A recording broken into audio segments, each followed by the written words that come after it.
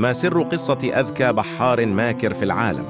هذا البحار كان جائعا للغاية، وطلب الطعام من أهل جزيرة معزولة. رفضوا مساعدته، فحذرهم من شيء مرعب ودمار سيلحق بهم. إذا لم تعطوني طعامكم سأجعل السماء حمراء وأخفي القمر وسأدمر جزيرتكم. سخروا منه ولم يصدقوه، ثم قاموا بإهانته وطردوه من قريتهم. لكن بعد 3 ليالي حدث أمر عجيب جعل سكان القرية في حالة رعب. ذات يوم كان المستكشف كولومبوس يبحر بالمحيط حتى صادف عاصفة. كانت الأمواج عنيفة للغاية، والسفينة بدأت تتحطم وكادت تغرق لحسن حظ، فقد استطاع إيجاد جزيرة لكي ترسو السفينة عليها، لكنه تفاجأ أن هناك سكانا بدائيين يعيشون عليها منذ مئات السنين. شعر كولومبوس بالسعادة لأنه كان يحتاج إلى طلب المساعدة بشدة، فإن مخزون الطعام قد نفذ تماما من على سفينته، وبالطبع وسط تلك العاصفة لا يمكنه العودة إلى وطنه مجددا. لذلك طلب من أهل الجزيرة الحصول على بعض الطعام والشراب، لكنه شعر بالصدمة عندما رفض زعيم الجزيرة إعطاءه أي شيء، حيث أخبره الزعيم أن مخزون الطعام بالكاد يكفي سكان الجزيرة، وإذا أعطى له ذلك الطعام سوف يموت أهل الجزيرة من الجوع. شعر كولومبوس حينها بالإحباط، وظن أن تلك هي نهايته بالتأكيد. المحيط الهائج أمامي، والجوع خلفي، ولا يوجد أمل في النجاة على الإطلاق.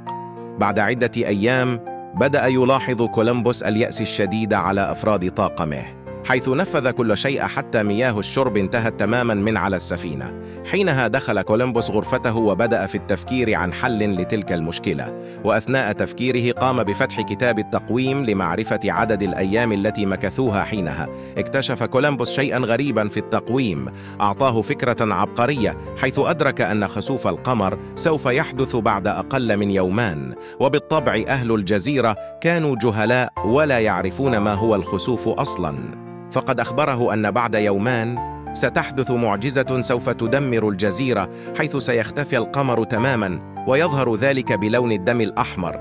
والحل الوحيد لإيقاف تلك الكارثة هي أن تعطوني بعض الطعام. إذا أخذت القليل من طعامكم سأصلي لكي لا تحدث تلك المعجزة المدمرة.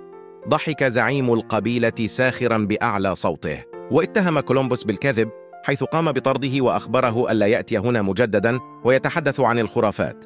ابتسم حينها كولومبوس وأخبره أنه سيشهد المعجزة بعينه بعد يومان، ثم عاد إلى طاقم سفينته وهو يتمنى أن تسير خطته كما يريد.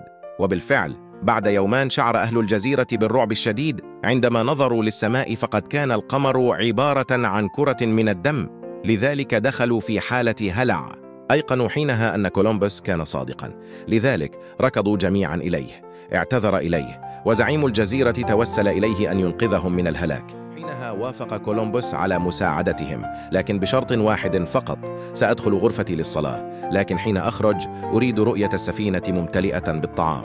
كان كولومبوس يعرف أن الخسوف سيستمر بالضبط لما يقارب الساعة، لذلك ضبط ساعته الرملية وظل يتظاهر أنه يدعو ويصلي. وحين عاد القمر لطبيعته خرج مجددا إليهم وسط فرحة سكان الجزيرة. وبفضل تلك الخطة استطاع كولومبوس وطاقمه النجاة من الموت جوعا، حيث أخذوا كل الطعام. وعندما هدأت العاصفة تركوا الجزيرة فورا. وبالطبع فقد عانى أهل الجزيرة من مجاعة بعد مغادرة كولومبوس، حيث لم يتبقى لديهم طعام، وتوفى عدد كبير منهم بسبب الجوع.